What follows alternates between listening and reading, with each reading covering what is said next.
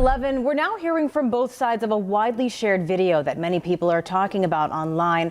Earlier today, we heard from Cheektowaga Police about the arrest of a Buffalo teen. Tonight, that teen's family is sharing with me her side of the story. A protest calling for justice after this Facebook video started circulating on social media. At the center, a 15-year-old Buffalo girl accused of shoplifting at a Family Dollar in Cheektowaga. The teen was taken into custody on Buffalo's east side. The video shows officers taking the girl into custody. We are not identifying her because she is a minor. Bernice Lee, who was working at her shop, the Juice Lounge, happened to hear a lot of noise near her shop and decided to walk out the afternoon of the arrest. About 8 cars out there, 2 unmarked cars.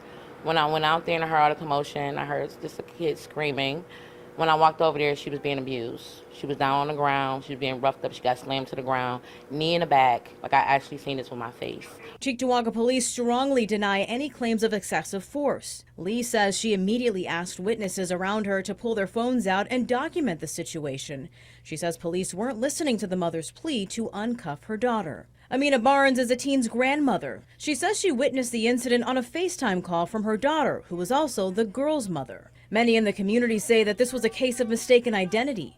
Cheektowaga Police Chief Brian Coons says absolutely not. What a lot of the community anger is about is that at the scene she was misidentified by the store. But we have on store video her committing the crime, and the property was actually found on her. As for those allegations of excessive force, Chief Coons says the officers did comply with the state's use of force policy. We reviewed all the body-worn camera video. Our officers were within policy and procedures and New York state laws. They were all compliant. They can use force to effect an arrest. The force that they used was minimal. In fact, I think they showed a lot of restraint. Lee says a number of officers arresting the teen was unnecessary. Chief Coons says quite the contrary. It actually works out very good because the amount of officers that were there, instead of having one officer or 2 officers having to really fight with this individual, having more individuals there, more officers there, were able to help subdue her a lot quicker with minimal force. But Barnes says the situation could have been handled better. What I hope come out of this, that they get better training.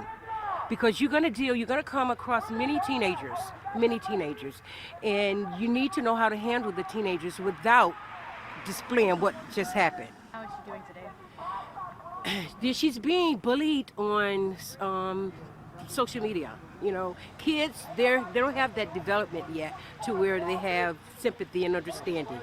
The chief says the body camera footage will not be released because it's a recommendation from the district attorney because it contains footage of a minor.